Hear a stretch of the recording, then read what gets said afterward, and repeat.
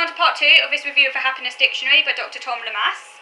So another word I like is aficionado. Now aficionado is obviously a very common word. I think most of us know what that one means, but it still is an interesting word in terms of happiness. It literally means a knowledgeable enthusiast. This word derives from Spanish and means to inspire affection. An aficionado will be both passionate and knowledgeable about a subject, whereas a connoisseur will have expertise but not necessarily immense passion. Also, an aficionado, unlike a connoisseur, is usually an amateur. Now, although in, say, Britain, we might often look at being an amateur in a rather disparaging way, as someone who's just a sort of a dabbler in something. The original French meaning is far more positive, as it means someone who loves. So the activity is pursued solely for love and not for money. So I would say that I am a food and philosophy aficionado. I'm not a paid professor in any of those subjects, but I pursue them with love and with passion, and I would also say that I'm pretty knowledgeable about them as well. So I'm definitely an aficionado. Are you an aficionado in anything? If you're autistic, you almost certainly have some intense passion or special interest, as they're sometimes called. So let me know in the box below what you feel very passionate about and what you know a lot about. I'll be interesting to know. The next word is the Japanese kanso. This derives from Zen and means simplicity or the elimination of clutter. For example, if words must be used, they should be simple and precise, but it's argued that it's best to show an image rather than merely describing it. I think kanso is well suited to the autistic need for precision and getting to the point. What do you think? I certainly think simplicity can be very calming. So I'm all for kanso. In the chapter entitled Ambivalence, words for feelings that are bittersweet are listed. For example, the original meaning of the word passion is to suffer or endure. The deeper your love for something, the greater the pain of separation. I love this quote by C.S. Lewis. To love at all is to be vulnerable. Love anything and your heart will be wrung and possibly broken.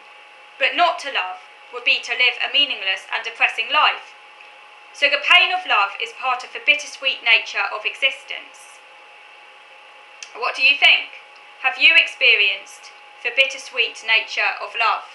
So yes, we're either in love and in pain, or we're without love and we're in boredom. It brings to mind the Schopenhauer line or quote that life is a pendulum. I think it goes swinging between pain and boredom. But would you rather be in love but also have to experience pain, or not be in love and be depressed?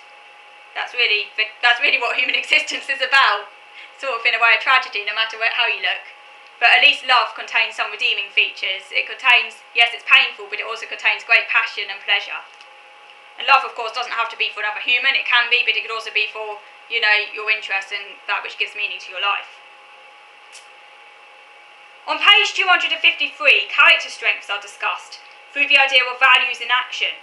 This means the positive traits that a person owns, celebrates, and frequently uses. It is argued that we are more likely to flourish if we use and develop our strengths.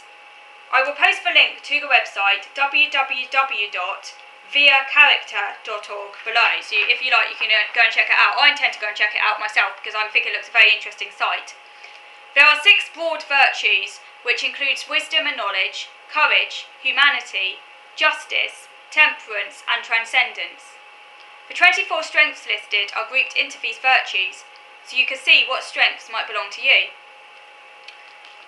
Going back to words now, I love the German word Bildungsroman. Bildungsroman.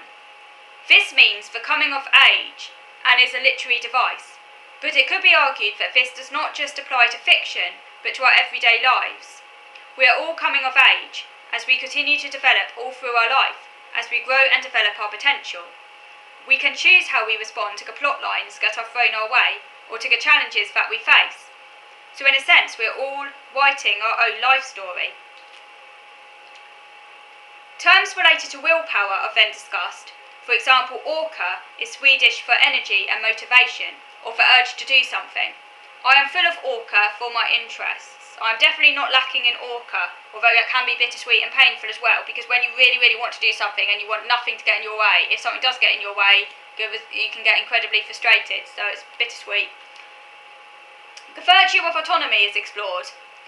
A solificant is a lone wanderer or someone who follows a solitary path by following interests that are freely chosen. A solificant is actually originally an astronomical term describing a lone planetary body sort of moving through space, but it also can refer to a person as well. So I am definitely a solificant, as are many other autistic people. Are you a solificant, a lone wanderer? Let me know. Finally, a word that really spoke to me was the Japanese word kintsugi. This means to make fault lines beautiful and strong. We are all imperfect, but rather than getting down by this, maybe we should find value in our flaws. Kintsugi refers to ceramic repair in the Zen philosophy, or golden joinery. Broken pots are patched together with gold, which highlights the fault line. So instead of trying to, camouflage the fault lines and make something look perfect and untarnished, in Japanese aesthetics, the fault lines, the damaged parts are actually emphasised because they're seen to be beautiful. In the same way, our own flaws can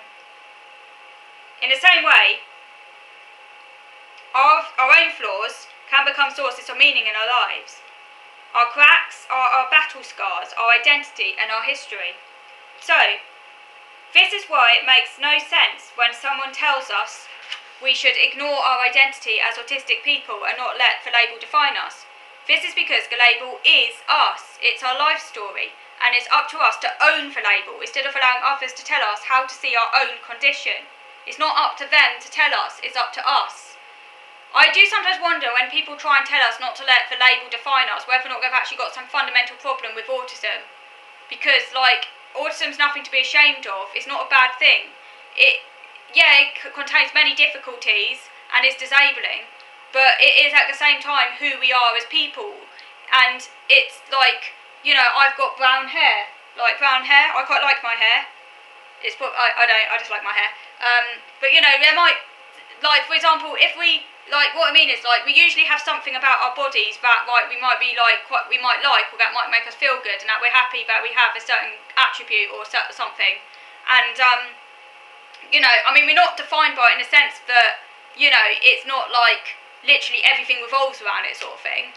But, it is an important part of who we are. And autism is like that. I can't ignore the autism. It is a fundamental part of who I am and part of my identity. In terms of autism, it is bittersweet. And obviously, like I say, it contains some things that I don't like, and lots of things I don't like, and lots of things that are incredibly painful and disabling. But at the same time, it's like yin and yang. It's all wound up in me. So I can't ignore it, and it is fundamentally who I am. So anyone who's got a problem with that really is out of my life, and clearly has a problem with autism. So that's enough said on that one. Let me know what you think. Yes.